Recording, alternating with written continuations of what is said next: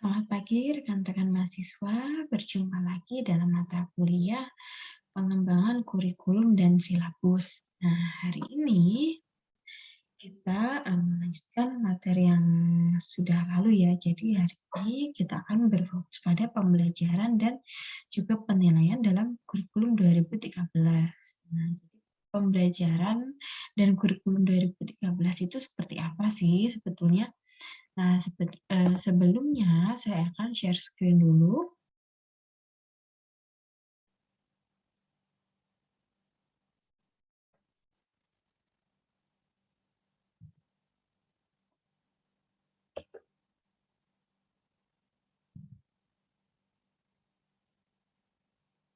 Nah, yang pertama yaitu ada pembelajaran dalam kurikulum 2013. Nah, yang pertama yang akan kita pelajari yaitu kriteria buku dalam kurikulum 2013. Nah, tentunya dalam kurikulum 2013 ini untuk buku itu ada kriteria khusus ya. Jadi dalam kurikulum ini bukunya yang digunakan itu ada dua. Yang pertama yaitu buku siswa dan yang kedua adalah buku guru. Nah, buku siswa seperti namanya itu dikhususkan untuk siswa dan buku guru itu dikhususkan untuk guru. Nah, buku guru dan juga buku siswa ini ditulis itu mengacu kepada konsep kurikulum 2013 yang berupa KI atau kompetensi inti, KD atau kompetensi dasar, dan juga silabus. Nah, bedanya dalam buku siswa dan buku guru, ini kalau buku siswa itu lebih ditekankan pada activity base, jadi berbasis pada aktivitas, jadi bukan merupakan bahan bacaan. Nah, lalu setiap buku di sini memuat model pembelajaran dan juga proyek yang akan dilakukan oleh siswa. Nah, sedangkan kalau dalam buku guru, di sini memuat panduan bagi guru dalam mengajarkan materi kepada siswa. Nah, jadi kalau dalam buku guru ini isinya mengenai langkah-langkahnya ya. Langkah-langkah guru itu dalam melakukan pembelajaran itu bagaimana. Nah, selanjutnya yang perlu ditekankan bahwa kurikulum 2013 ini sangat mendukung kreativitas. Jadi pembelajarannya di sini pembelajaran yang mendukung kreativitas. Nah, ini seperti disampaikan oleh Gerard Dyers ya di sini. Nah, bahwa 2/3 dari kemampuan kreativitas seseorang itu diperoleh melalui pendidikan. Sedangkan sisanya 1/3 itu berasal dari genetik. Jadi kreativitas di sini lebih banyak ya porsinya daripada kreativitas yang diperoleh melalui pendidikan. Di sini porsinya lebih banyak daripada kreativitas yang diperoleh dari genetik. Nah, sebaliknya ya di sini. Kalau untuk kecerdasan itu 1/3 itu dari pendidikan dan sisanya 2/3 itu dari genetik. Jadi kalau kecerdasan itu tetap faktor genetik itu yang lebih dominan. Nah, kalau dalam kurikulum 2013 ini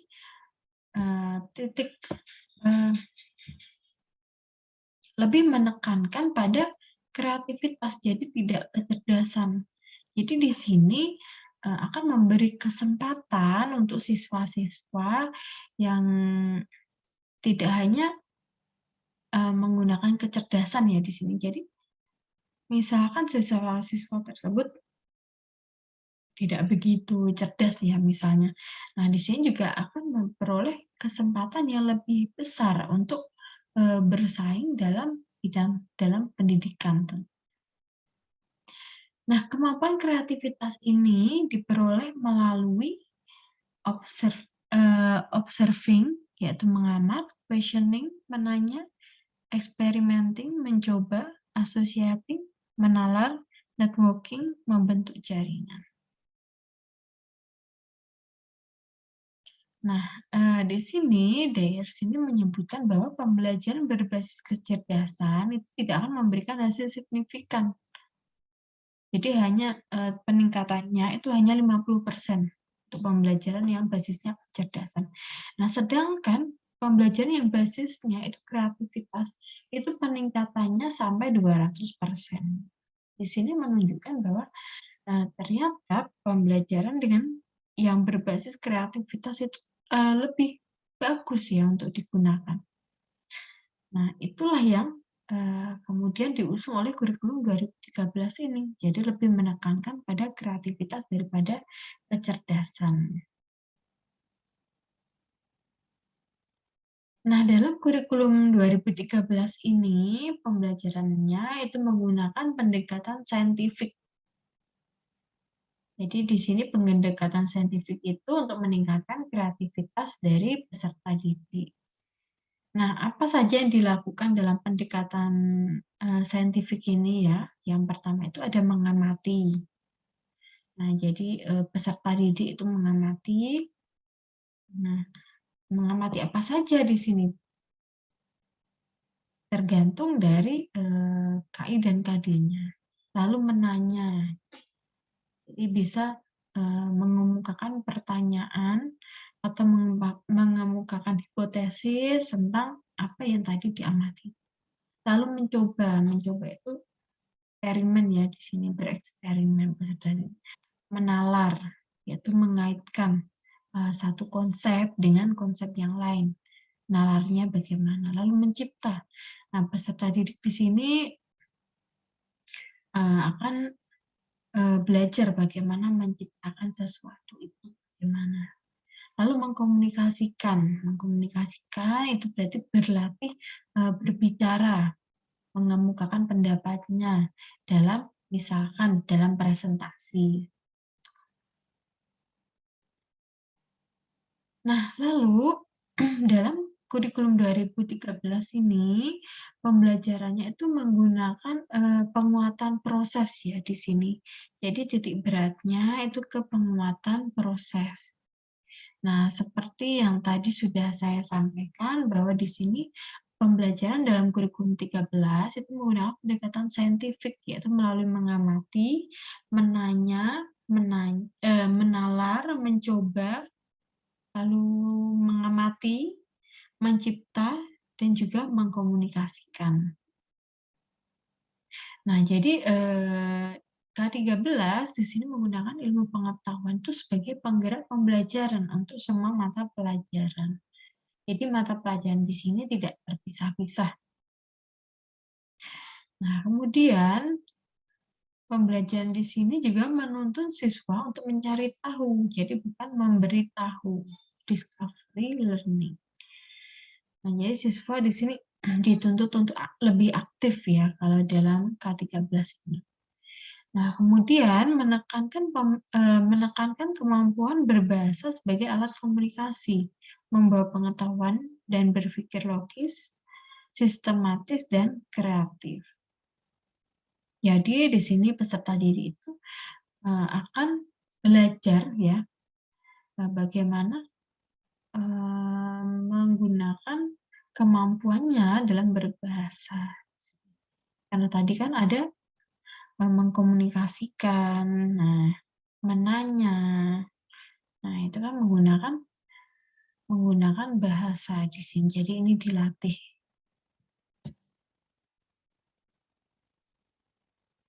Nah, dalam kurikulum 2013 ini dengan kurikulum yang lama itu ternyata ada pergeseran ya dari pengertian tentang kreativitas. Nah, ini berbeda di sini. Nah, untuk pemahaman lama tentang kreativitas ini terbatas untuk seni, sedangkan di pemahaman baru, nah, untuk semua mata pelajaran. Jadi kreativitas itu tidak hanya untuk seni, tapi semua mata pelajaran di sini membutuhkan kreativitas. Nah, lalu di pemahaman lama, kreativitas itu murni dari bakat ya. Kalau pemahaman baru, kreativitas itu ada keterampilan yang dapat dipelajari. Lalu pemahaman lama ada originalitas. Di pemahaman baru itu originalitas dan nilai. Jadi ada asas manfaat di sini. Nah, kemudian di pemahaman lama Ya, ini tidak perlu pengetahuan pendukung. Nah, kalau di pemahaman baru, pengetahuan lapangan itu sangat diperlukan karena di sini berbasis pada kreativitas. Jadi tentunya akan lebih banyak praktik sehingga pengetahuan lapangan itu diperlukan.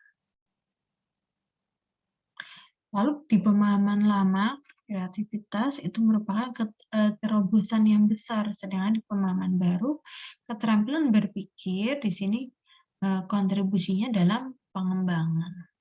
Jadi berpikir untuk pengembangnya itu nanti bagaimana.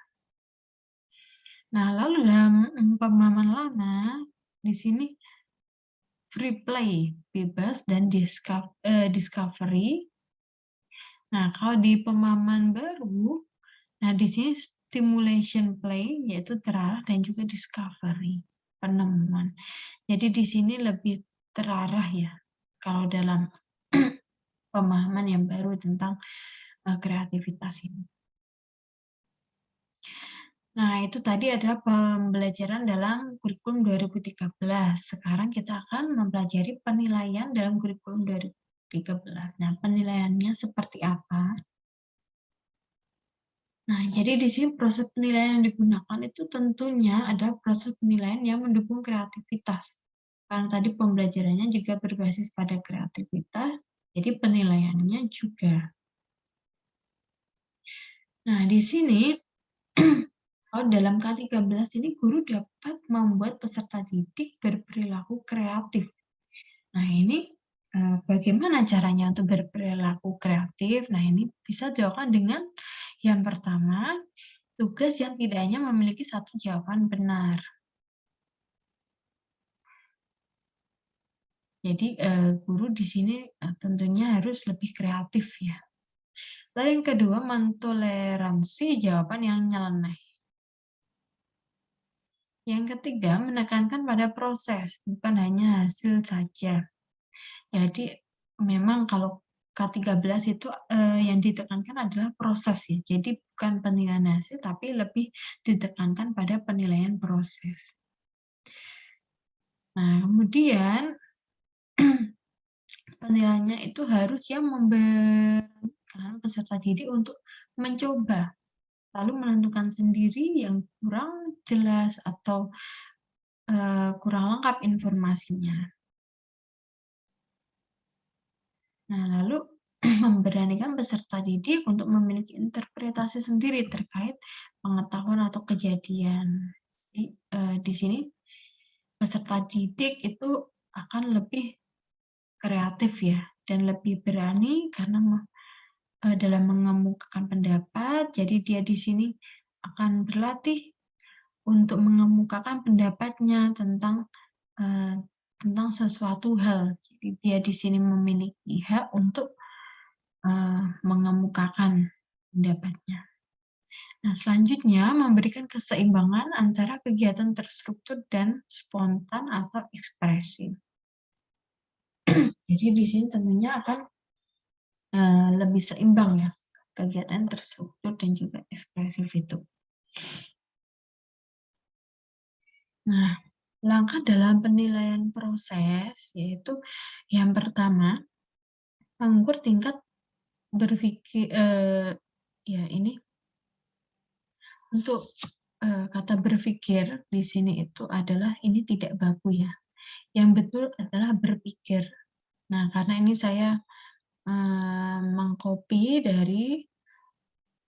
dari materi yang dari pemerintah, jadi saya ini karena tidak bisa diedit ya, ini untuk tabelnya, jadi terpaksa menggunakan kata berpikir, tapi ini yang betul adalah berpikir. Nah, di sini langkah yang pertama mengukur tingkat berpikir siswa mulai dari rendah sampai tinggi. Nah, kemudian menekankan pada pertanyaan yang membutuhkan pemikiran yang mendalam. Jadi bukan sekedar, nah ini juga sekadar ya yang betul. Jadi bukan sekadar hafalan. Jadi kalau dalam K13 itu pertanyaannya itu adalah pertanyaan yang membutuhkan jawaban yang mendalam ya, sisi pemikirannya mendalam, sifat penalaran seperti itu. Nah, lalu penilaiannya yang bisa mengukur proses kerja siswa, jadi bukan hanya hasil kerja siswa. Nah, seperti yang saya katakan tadi, yaitu menekankan pada penilaian proses, jadi tidak hanya hasil. Nah, kemudian menggunakan portofolio pembelajaran siswa.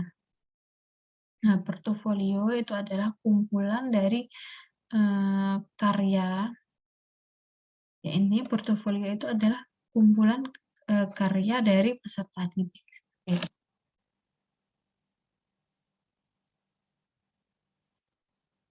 Nah, tentunya kurikulum K13 ini juga ada yang berubah ya dari segi materi dalam kurikulum lama KTSP dan berubah untuk kurikulum K13. Nah, untuk kurikulum lama di sini materi ini disusun untuk memberikan pengetahuan kepada siswa. Sedangkan untuk kurikulum baru, ini materi ini disusun seimbang mencakup kompetensi sikap, pengetahuan, dan keterampilan. Jadi di sini tentunya kalau dalam K13 itu materi lebih seimbang ya di sini. Karena tidak hanya pengetahuan. Nah, kemudian di kurikulum lama, pendekatan pembelajaran ada siswa diberitahu tentang materi yang harus dihafal. Nah, kalau dalam kurikulum yang baru, itu sudah tidak hafalan lagi. Jadi pendekatan pembelajaran ini berdasarkan pengamatan, pertanyaan, pengumpulan data, penalaran, dan penyajian hasilnya itu melalui pemanfaatan berbagai sumber-sumber belajar. Nah, jadi dalam kurikulum K13 ini siswa mencari tahu. Kalau dalam kurikulum yang lama itu siswa diberitahu oleh guru. Nah, untuk penilaiannya dari kurikulum lama itu penilaian pada pengetahuan melalui ulangan dan ujian. Nah, kalau yang K13 penilaian ini pada aspek kompetensi sikap, pengetahuan, dan juga keterampilan berdasarkan portofolio.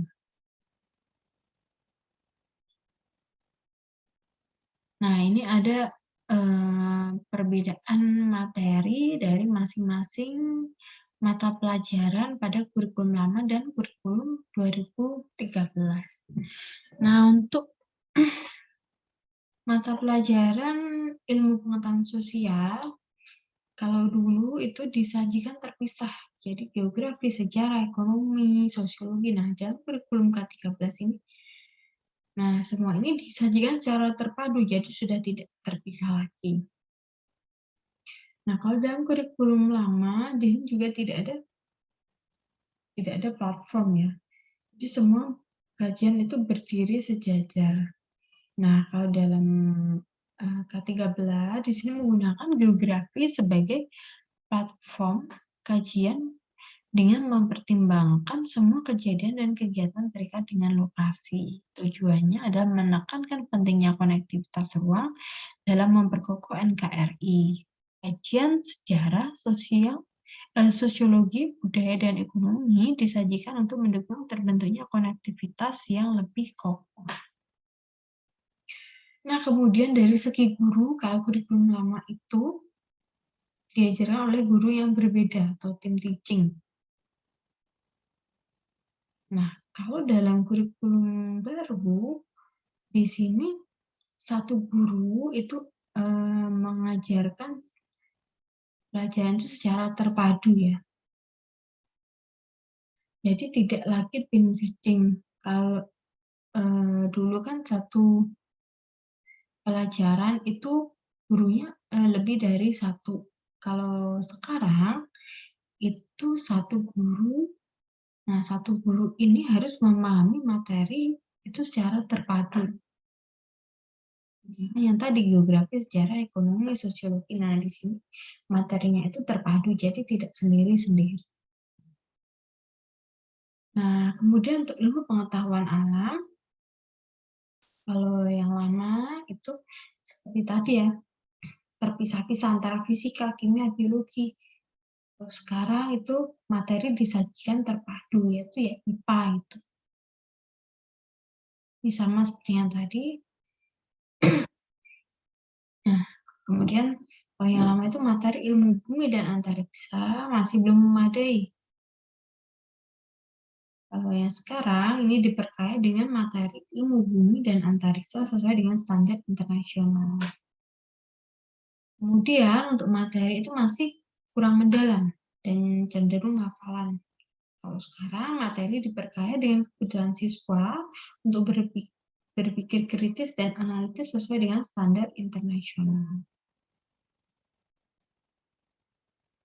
Nah, ini sama yang terakhir ya. Kalau dulu tim teaching, sekarang satu guru, tapi harus menguasai cara terpadu. Kemudian untuk matematika, kalau kurikulum lama itu langsung masuk ke materi abstrak. Kalau kurikulum baru, di sini mulai dari pengamatan permasalahan yang konkret, kemudian ke semi konkret, dan akhirnya abstraksi permasalahan.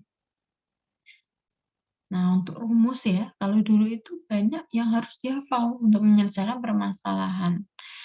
Nah, kalau sekarang rumus ini diturunkan oleh siswa dan permasalahan yang diajukan harus dapat dikerjakan siswanya dengan rumus-rumus dan pengertian dasar. Jadi di sini siswa itu tidak hanya menggunakan rumus tersebut, juga harus memahami asal-usul rumusnya itu dari mana. Kemudian kalau yang dulu permasalahan matematika selalu diasosiasikan dengan angka. Nah, kalau sekarang, nah jadi di sini ada perimbangan antara matematika dengan angka dan tanpa angka. Jadi bisa berupa gambar, grafik, pola, dan sebagainya. Nah, lalu kalau yang dulu tidak membiasakan siswa itu untuk berpikir kritis ya. Sekarang siswa harus berpikir kritis.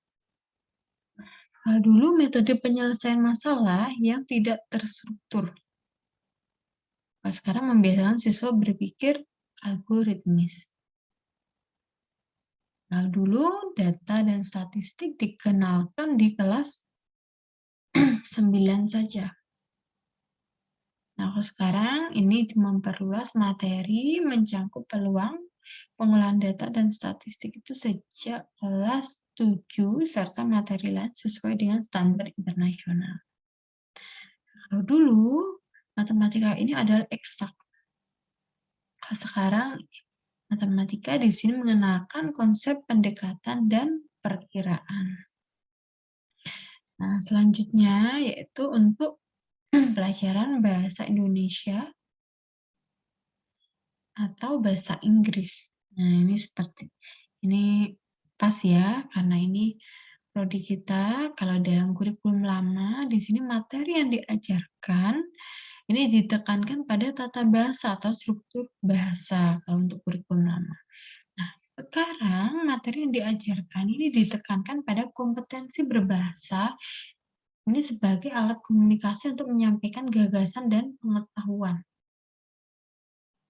Nah, untuk kurikulum lama, siswa tidak dibiasakan membaca dan memahami makna teks yang disajikan. Nah, kalau sekarang siswa ini harus terbiasa membaca dan juga memahami teks, serta meringkas dan menyajikan ulang dengan bahasa sendiri. Nah, kalau dulu, siswa di sini tidak dibiasakan menyusun teks yang sistematis, logis, dan efektif. Sekarang, siswa dibiasakan untuk menyusun teks yang sistematis, logis, dan efektif melalui latihan-latihan penyusunan teks. Nah, dulu siswa juga tidak dikenakan tentang aturan-aturan teks yang sesuai dengan kebutuhan.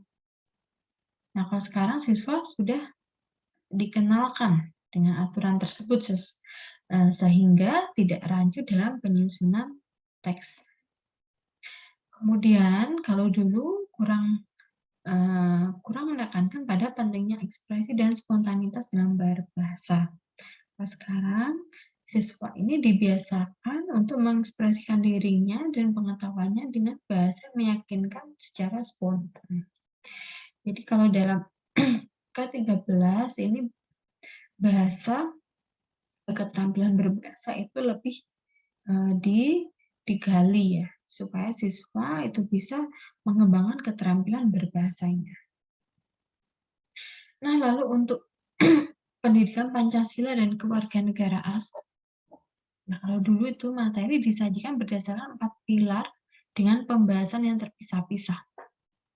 Kalau sekarang, materi disajikan tidak berdasarkan pada pengelompokan menurut 4 pilar kebangsaan, tetapi berdasarkan keterpaduan 4 pilar dalam pembentukan karakter bangsa. Nah, kemudian kalau dulu materi disajikan berdasarkan pasokan yang ada pada 4 pilar kebangsaan. Sekarang materi disajikan berdasarkan kebutuhan untuk menjadi warga negara yang bertanggung jawab. Kalau dulu tidak ada penekanan pada tindakan nyata sebagai warga negara yang baik, sekarang adanya kompetensi yang dituntut dari siswa untuk melakukan tindakan nyata sebagai warga negara yang baik. Kemudian, kalau dulu Pancasila dan kewarganegaraan disajikan sebagai pengetahuan yang harus dihafal. Nah, kalau sekarang, ini tidak hanya di pengetahuan ya, tetapi ditunjukkan melalui tindakan nyata dan sikap keseharian. Nah, baik, itu sekiranya materi mengenai pembelajaran dan penilaian dalam kurikulum 2013 yang bisa saya sampaikan. Nah, apabila ada pertanyaan, bisa teman-teman sampaikan di kolom komentar ataupun di grup WA. Demikian penjelasan dari saya. Wassalamualaikum warahmatullahi wabarakatuh.